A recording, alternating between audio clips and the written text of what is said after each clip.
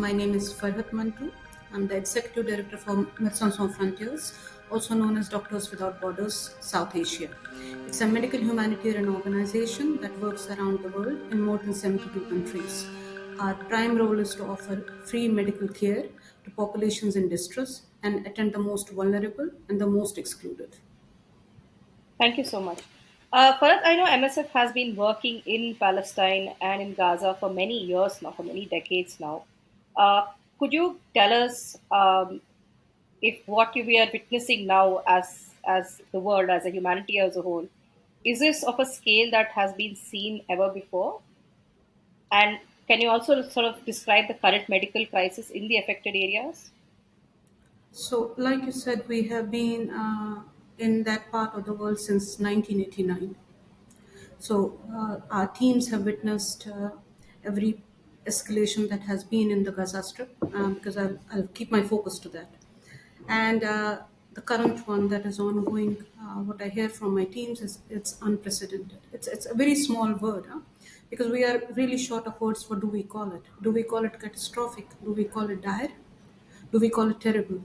But it is something that is literally unheard from a humanitarian point of view, at least for our teams in the living history in the Middle East. Talking about the medical situation on the ground, for the sake of listeners, it's important to have a bit of a context to this aspect. Gaza has been a piece of land which is roughly 365 square kilometer in size. We're talking about a very densely populated 2.2 million people in a very small stretch of land.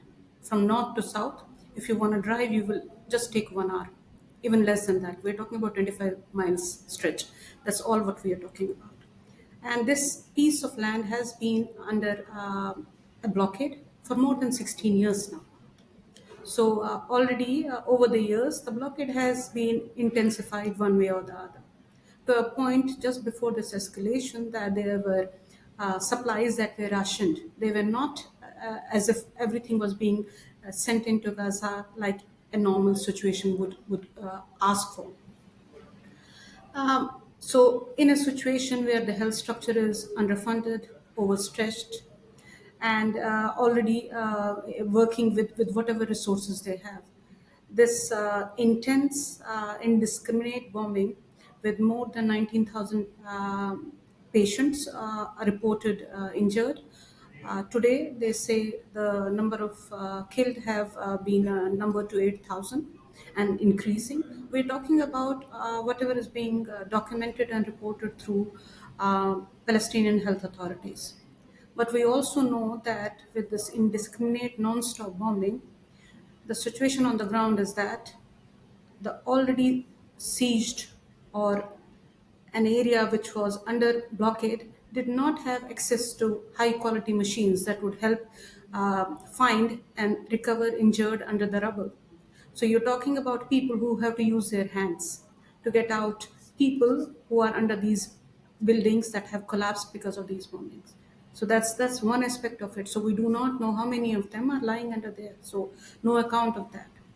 Then the second bit is that 35 hospitals and health facilities, that is the number that we have in Mm. Gaza.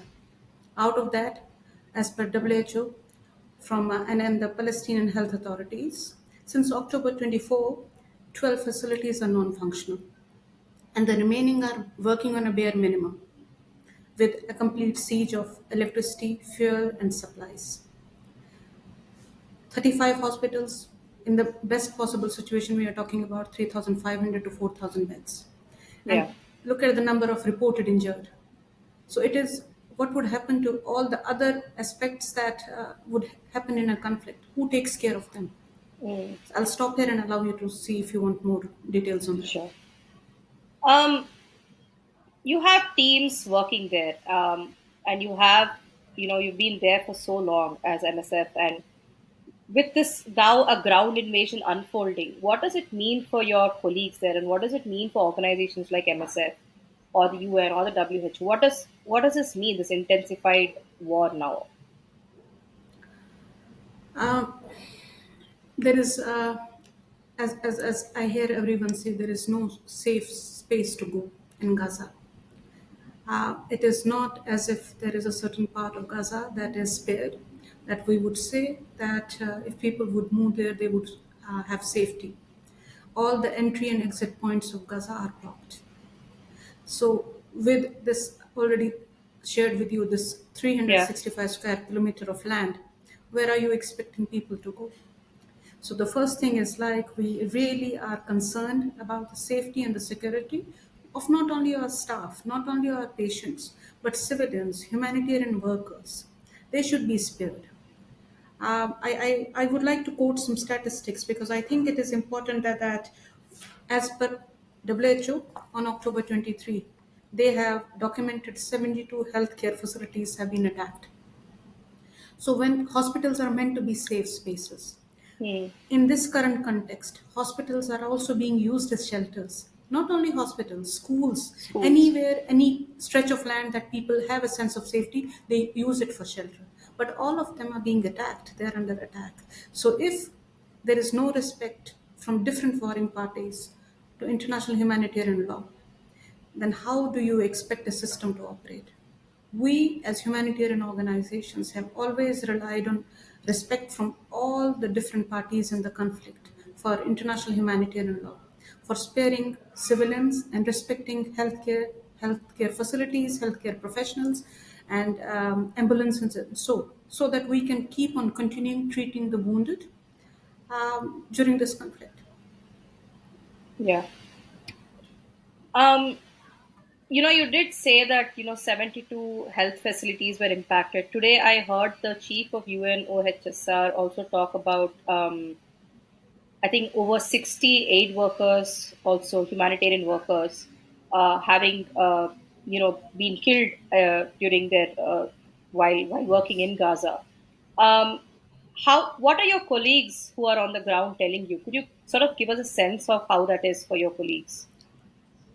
So, who do we have on ground? Is both our Palestinian colleagues, but also our international colleagues.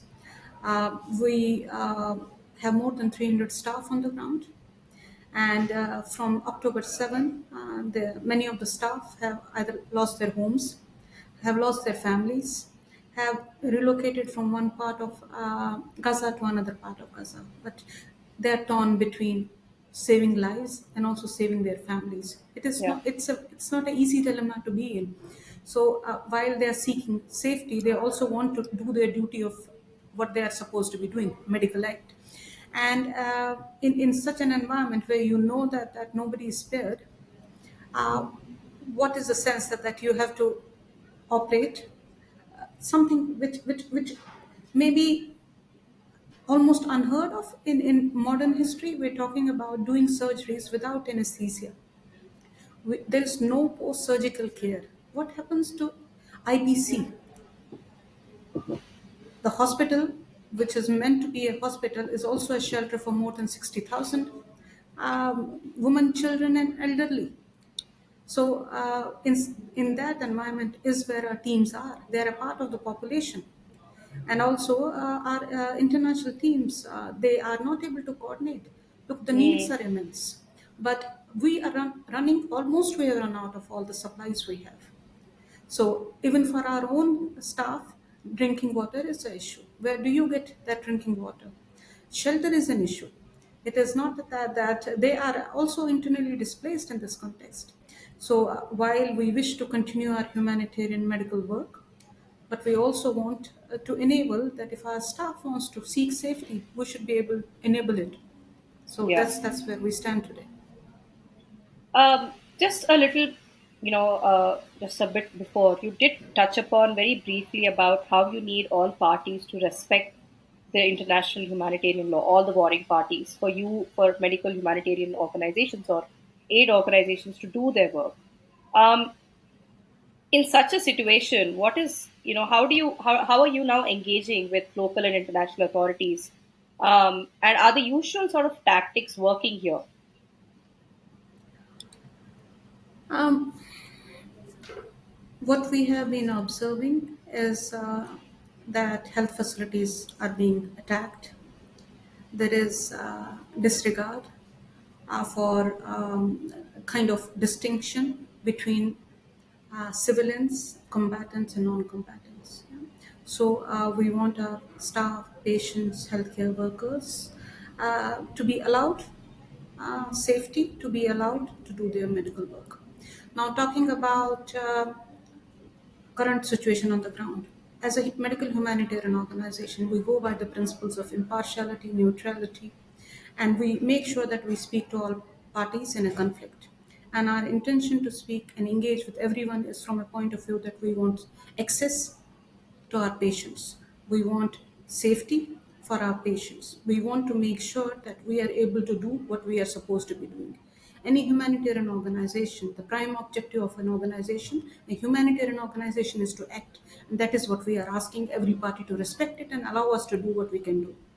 The needs are immense on the ground, but because there are no supplies being allowed in, our Hmm. teams are exhausted. Imagine we are talking about now third or fourth week of Yeah. entering into this escalation. Imagine exhaustion of the teams on the ground that they have to deal with a non-stop flow of patients. We want to make sure that we want to bring in more emergency teams. We want to bring in more supplies. We want to do more, but that is what we want every party to respect and allow us to do that. Yeah. Um, you, uh, I mean, a little earlier, I was reading the press release that MSF had put out yesterday, and one of the statements, which is I think very very strong, is about how the actions of the world leaders are too weak, too slow, as a non-binding UN resolution for a humanitarian truce has done nothing to rein in the indiscriminate violence unleashed on helpless people.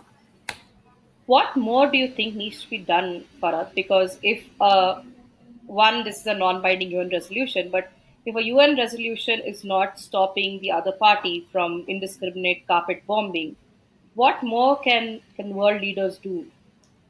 I think international community and government needs to step up. Sorry, because there is no other way. There is no other way because what would happen today is going to be the precedence for future. So Gaza is not the only place. We're talking about Afghanistan. We're talking about Yemen. We're talking about Ukraine. We're talking about Sudan. This is going to set the tone for future humanitarian interventions and respect for international humanitarian law. So we are asking for an immediate ceasefire. And we want the international community, the global leaders to step up and enforce that and put all the leverage they have, influence they have on all the warring parties to adhere to that and allow organizations like us to be able to operate, allow people that space where they have, where we can go and look for injured, where we can treat injured, where we can be sure that our teams are safe. Yeah. So there is no other way of expressing it. Uh, the worry I personally have as a humanitarian worker is that today is going to set the tone for tomorrow. Hmm. And we really want the tone to be set right. We Yeah. need a world order where there is respect for international humanitarian law. There needs to be some common respect for humanity and allow all the humanitarian organizations to be able to operate in that space. The space is shrinking. Yeah. A few days ago, MSF also announced that they had sent in some aid. Has that reached Gaza, or is it en route? What is the situation? Because I know on a daily basis there would be like 300 trucks entering Gaza, but that's not the scenario anymore. So how far has that come? So we did yesterday or day before, we managed to send 26 tons of medical supplies in a WHO plane through Egyptian Red Crescent. And we hope that it reaches as soon as possible. Like you already shared, that from the Rafah border or different entry points in Gaza, on a daily basis, there would be a movement of 300 to 500 supply trucks every day. We are talking since October 20, we're talking about 84 trucks. It's a drop in the ocean. And again, Wow. I already say it is a place where there was already a shortage before the escalation of October 7.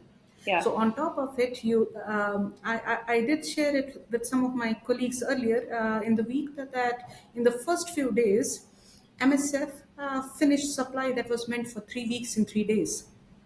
Oh wow. Okay. So you have to. recognize that here we are talking about a drop in the ocean, huh? And also we should be allowed to bring in drugs that we need to treat our patients on. And also we should be allowed to bring in drugs that we need to treat our patients on. And Yeah. like I said, it's not just on the trauma and the burn. We're talking about unsafe drinking water. We are talking about newborn babies. And let me take you to something very basic that happens in our households wherever we are. We are talking about survival here. Imagine young girls, imagine women who have delivered babies. Where do they get their sanitary napkins from? Yeah. Where there is, like, we are talking about a population that is even denied the basics, and what would it mean for future? So look at these 3 weeks, all the immunization that has been missed. We won't see the impact of this today, but in future we will definitely see the impact. So while we are focused too much on trauma, we also have to recognize that many patients would have never made it to the dialysis or the cancer treatment because they would never be prioritized. What about insulin shots for patients, diabetic patients? Where would they get those supplies from? How would they store insulin when there is no electricity? Yeah. Imagine the constant bombarding, and all the roads that lead to a potential hospital are broken. There is no fuel in a car. How do you expect patients to reach where they can seek care? So, when we look at supplies, we have to look at it in totality of what it means for the population that is under the siege. And not just focus on the trauma part of it, you say. Yeah. Yes. And the long term impact this is going to have overall on the health of the population. Coming to an important point, I think you did talk about, women who are delivering babies. This has been something that has been spoken about a bit. Uh, but when there is this constant bombardment happening and hospitals are full, where are they actually delivering? What are your teams telling you? How is this even happening? Uh, to be very candid with you, Padmapriya, we do not know. Yeah. We do not know because all the hospitals are overwhelmed with injured patients, burn victims. Because what is happening is like when the buildings are collapsing, either there is a fire Mm, or there is a trauma. So they are being prioritized, and we really do not know. So if you ask me, how are women delivering babies? I do not know, mm, and then we ask ourselves, where are they going to go for help? yeah. And it's not only delivering baby, post Yeah. delivery care. Where do they get that care from? So, yeah, we do have some very real human problems at hand. And when a conflict happens, like it's just like, I'll take you a minute to COVID. When COVID happened, everybody started putting their attention to COVID as if the rest of the world and the rest of the disease had stopped. There was still TB happening, HIV happening, hepatitis happening, NCDs were still there. So nobody was, or emergency obstetrics was there. Nobody, and elective surgeries were there. Cancer treatment was there. All the attention went to COVID. It is just like that. In Gaza, all the attention is currently treating trauma, and rightly so. Yeah. But then there is a large part of healthcare which nobody is even talking about. Mm. There's also the tragedy of now I think close to 3,000 children who have been killed in this war, and I think Save the Children has said that this is I think one of the highest number of children being killed in a conflict. What is the emotional tone for toll that it takes on people, especially aid workers? Could you take us sort of behind the scenes on what happens in situations like this? I mean, it's not just like you rightly pointed out before. It's Gaza, it's Yemen, it's Sudan. There are so many multiple conflicts happening around the world. Um, and I know as someone who is sort of also consuming this sort of, we are watching it as journalists, tracking it.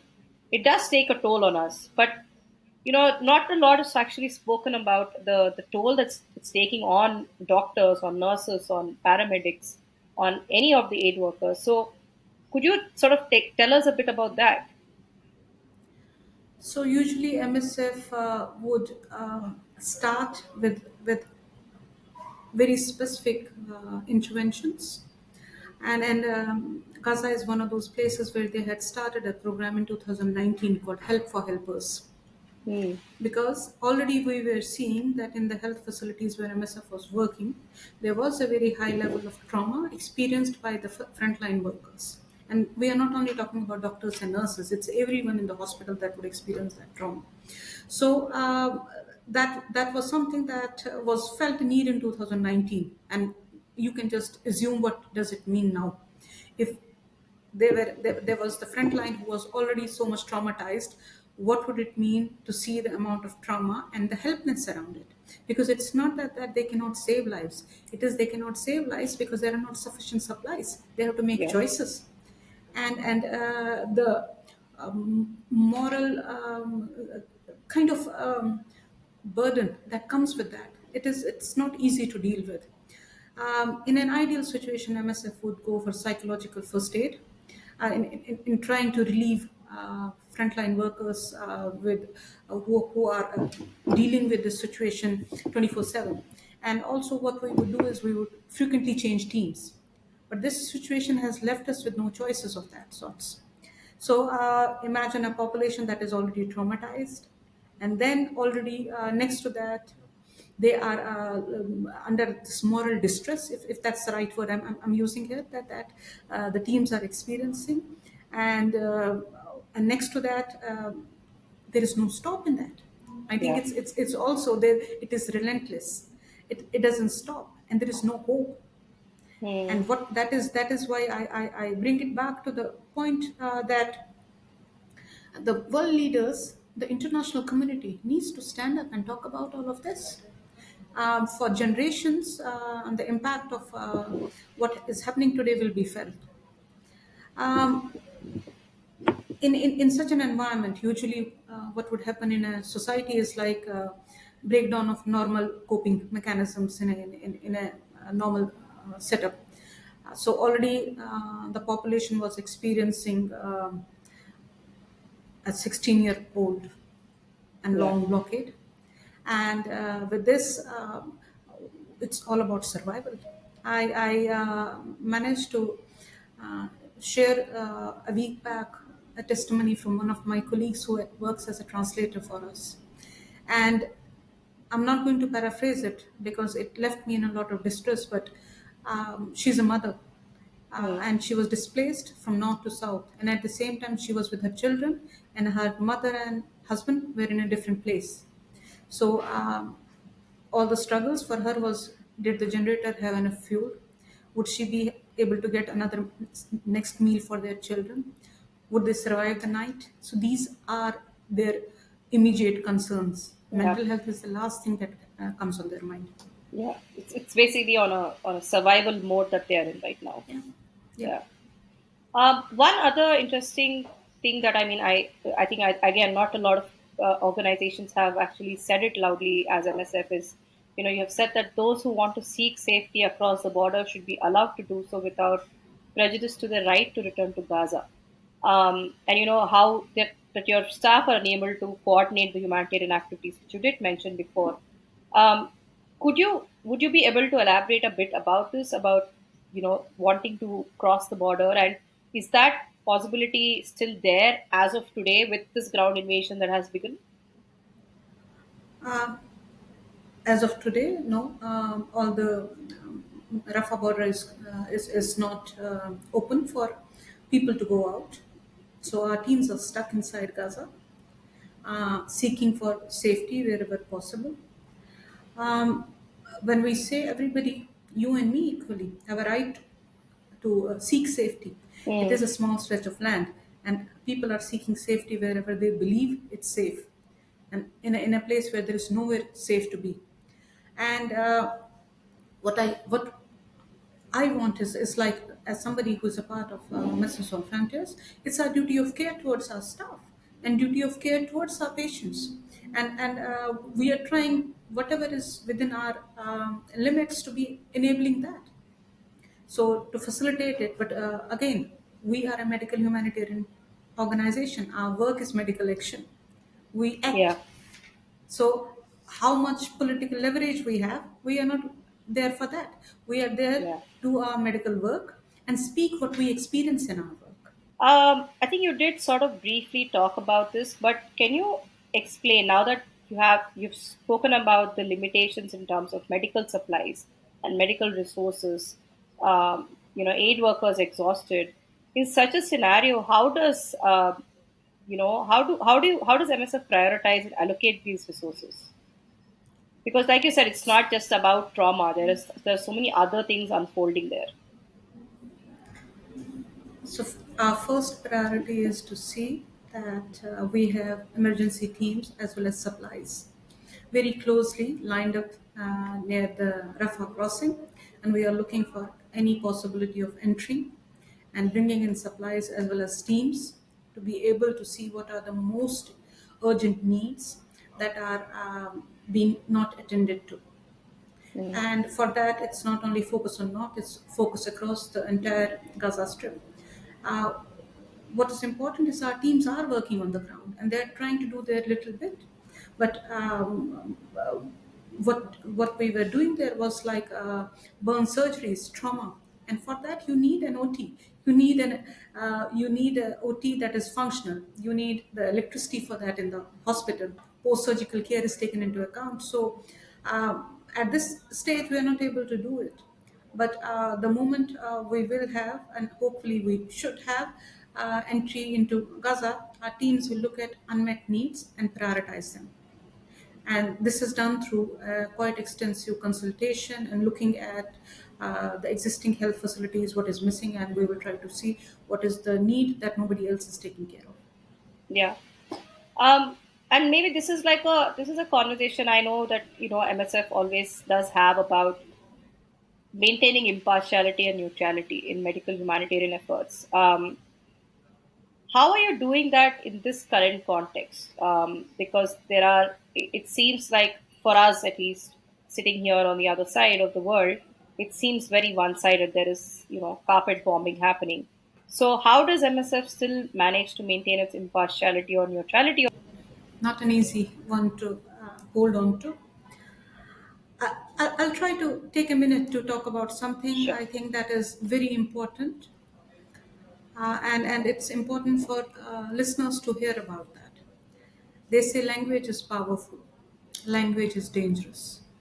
So, what we see is that our role as a medical humanitarian organization is to make sure these principles of impartiality, neutrality, and humanity guide us when we operate on the ground. They are our safeguards. They give us that space to operate and not take any sides of any party to the conflict. We are there for the populations we serve. But we also recognize when I say language is powerful and language is dangerous, we talk about misinformation and disinformation.